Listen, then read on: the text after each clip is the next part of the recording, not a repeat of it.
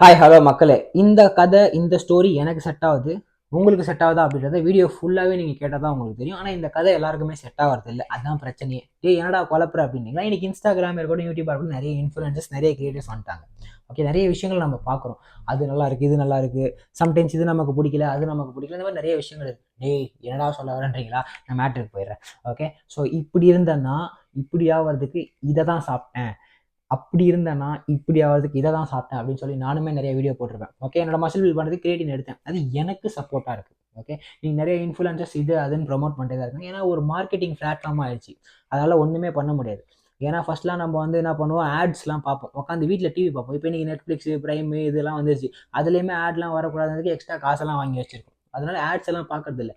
இன்னைக்கு அதிகமாக மக்கள் எங்கே இருக்கும்? யூடியூபு, இன்ஸ்டாகிராமு, ஃபேஸ்புக்கில் ஆட்ஸை ப்ரமோட் பண்ணுறதுக்கு இந்த மாதிரி பிராண்ட்ஸ் எல்லாம் நம்மகிட்ட கொடுக்க ஆரம்பிச்சிட்டாங்க. நம்மளும் அதை யூஸ் பண்ணுறதுனால ப்ரமோட் பண்ணுறோம். ஈவன் நான் கிரியேட்டின் எடுக்கிறேன், என்னோட கமெண்ட்ல ஒரு பையன், நான் கிரியேட்டின் எடுக்கிறேன், எனக்கு வயிறுலாம் எரியுது அப்படின்னு சொல்லியிருந்தார். ஃபர்ஸ்ட் ஆஃப் ஆல் கிரியேட்டின் தேவையா? ஏன்னா நான் அவரை பார்த்ததே இல்லை, அவர் வேற எந்த ஊர்லேயே இருக்கார், நான் போடுறதுனால எடுத்திருக்காரு. செட் ஆகலைன்னா தயவுசெய்து விட்டுறணும். இன்னைக்கு நிறைய ஃபர்ஸ்ட் ஒரு விஷயம் நோட் பண்ணுங்க, இப்படி இருந்த நான் இப்படி ஆவதற்கு நான் தான் அதை எடுத்தேன். புரியுதா உங்களுக்கு? நான் எடுத்தேன், எனக்கு செட் ஆயிருக்கு. பட் அப்போ உங்களுக்கு ஆகுமான்னு தெரியாது, ஏன்னா எவ்ரி பாடி டைப்பும் வேற. நான் இப்போ பார்த்து ப்ரொமோட் உண்மையாகவே சொல்கிறேன், இதுதான் உண்மை. உழைக்கிறதே சாப்பிட்றது தான், சாப்பிட்டது சேர்ச்சது போக மீதி எதாவது சரிக்கிறதுக்கு ஒர்க் அவுட் பண்ணுன்ட்டு.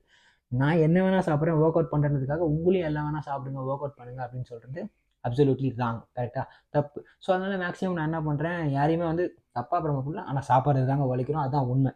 அதனால் நான் வந்து அப்படி சொல்கிறேன். அதனால எல்லாத்துக்குமே அது செட் ஆகுமா? ஆல்ரெடி இவ்வளோ பெருசாக இருந்துட்டு நான் நல்லா சாப்பிட்றேன், நல்லா ஒர்க் அவுட் பண்ணுறேன், மதி தான் சொன்னான் எனக்கு வெயிட்டே குறையில அப்படின்னு சொன்னால் அது ஏற்றுக்கப்படாத ஒன்று. ஒரு வேளை ஓவர் வெயிட்டாக இருந்தீங்கன்னா நீங்கள் கேலரி டெபிசிட்டில் இருந்தால் தான் வெயிட் லாஸ் பண்ண முடியும், உங்களோட கோலை முடியும். உங்களுக்கு குண்டாக இருக்கிறதே பிடிச்சிருக்குன்னா நீங்கள் குண்டாகவே இருங்க, நல்லா சாப்பிடுங்க, நல்லா ஒர்க் அவுட் பண்ணுங்க, ஆக்டிவாக இருங்க, போதும், அவ்வளோதான். ஒல்லியாக இருக்கீங்க அப்படின்னா மதி சொன்னார் சாப்பிட்றேன், ஏறவே மாட்டேங்குது அப்படின்னா அதுக்கேற்ற மாதிரி கரெக்டாக வெயிட் ட்ரைனிங் பண்ணணும், அதுக்கேற்ற ஃபுட்டை சாப்பிடணும், கண்ட ஃபுட்டையும் போய் சாப்பிடக்கூடாது. நிறைய விஷயங்கள் இருக்குது. ஃபஸ்ட்டு வந்து ஒருத்தன் சொல்கிறத பிளைண்டாக ஃபாலோ பண்ணாமல் ரிசர்ச் பண்ணுங்கள். நீங்களும் பாருங்கள் கூகுளில். மேக்ஸிமம் நான்லாம் எனக்குலாம் கூகுள் மச்சான் தான், எல்லாத்தையும் கூகுள் மச்சான் தான் சொல்லி கொடுத்தான். நான் எனக்கு ஒன்று தெரிலையா, ஒருத்தரை பார்த்து கற்றுக்க பார்ப்பேன், அவர் சொல்கிறது கரெக்டான்ட்டு போய் கூகுளையும் செக் பண்ணுவேன். எடுத்தோடனே விக்கிபீடியாவில் இல்லை, 4-5 வெப்சைட்டை போய் செக் பண்ணுவேன், 5 வெப்சைட்டில் கரெக்டாக இருந்தால் தான் அதை ஏற்று பண்ணேன். அந்த மாதிரி நிறைய விஷயங்கள் இருக்குது. அதை விட முக்கியம், அது என் லைஃப் ஸ்டைலில் செட் ஆனால் தான் அதை பற்றி நான் பேசுவேன். ஓகே, இன்னைக்கு நிறைய பேர் அவங்களுக்கு செட் ஆகிறத மட்டும் ப்ரமோட் பண்ணி இதை பண்ணுங்கன்னு ஆணித்தரமாக சொல்லுவாங்க. நான் அந்த மாதிரிலாம் சொல்கிறது கிடையாது. இப்பயுமே சொல்கிறேன், ஒரு பிளைண்டாக எதையும் ஃபாலோ பண்ணாதீங்க.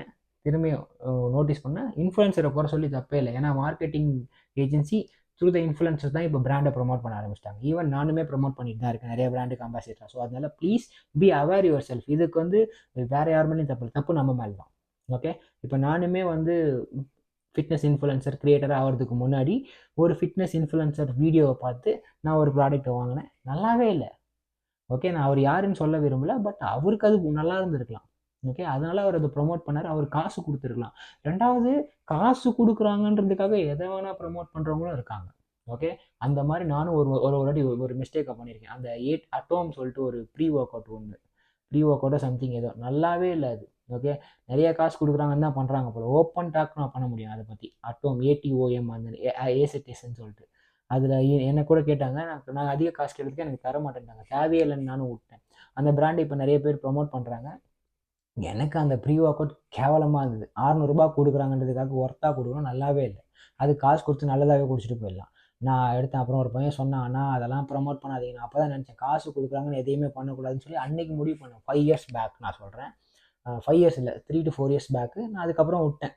ஃபஸ்ட்டு ஒரு ப்ராடக்ட் எடுத்து ரிவ்யூ பண்ணி நான் சாப்பிட்டு எனக்கு பிரோஜனமாக இருந்தால் நான் போடுவேன், உங்களுக்கு பிரோஜனமாக இருந்தால் தேவைகள் இருந்தால் எடுங்க, இல்லைனா எடுக்காதீங்கன்னு சொல்லிடுவேன். ஸோ அதனால் please be aware your self. Okay, இவன் சொல்கிறான்லாம் கேட்குறது, உங்களுடைய புத்திக்கு என்ன சொல்லப்படுது, உங்களுக்கு தேவையானதை யோசிச்சு இந்த ஸ்டோரி எனக்கு செட் ஆகுமா, இந்த கதையில் நான் டைரக்ட் பண்ணலாமா அப்படின்றத நீங்கள் தான் முடிவு பண்ணணும். புரியுதா? புரியலனா வீடியோ ரொம்ப தெளிவாக கேளுங்க. உங்கள் ஃப்ரெண்டு யாருன்னா இந்த மாதிரி இந்த கதை எனக்கு செட் ஆகலைன்னு எவனா பற்றி குறை சொன்னாங்கன்னா, குறை அவன் மேலே தான் மச்சான், நம்ம மேலேன்னு சொல்லி அவனுக்கு மறக்காமல் இந்த வீடியோ ஷேர் பண்ணுங்கள். வேறு எதுவும் சொல்கிறதுக்கு இல்லை. உங்களுக்கு எதனா டவுட் இருந்ததுன்னா கமெண்ட்டில் போடுங்க. Will catch up for next video. Coach Mathi, fit Tamizha, cool, love you.